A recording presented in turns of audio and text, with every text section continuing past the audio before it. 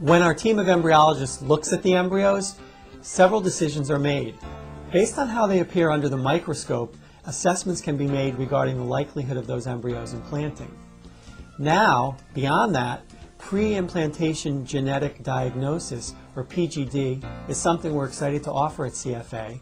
PGD involves taking the actual embryos and biopsying a portion of it safely so the embryo remains viable for use, and then using the genetic information which we gain from the PGD technique to assure you that not only the embryo looks good, but that chromosomally that embryo is perfectly normal.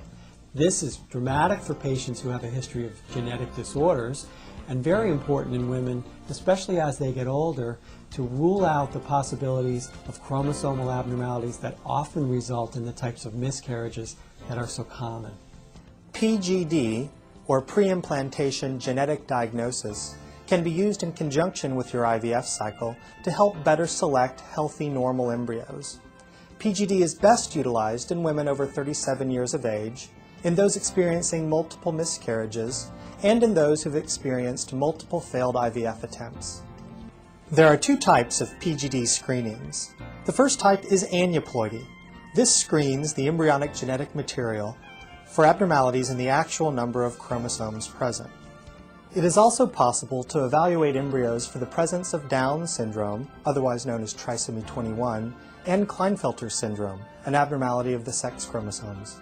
The second type of PGD screening is called PCR, or polymerase chain reaction. This type of screening is applied to couples who have an identified genetic disorder in their family.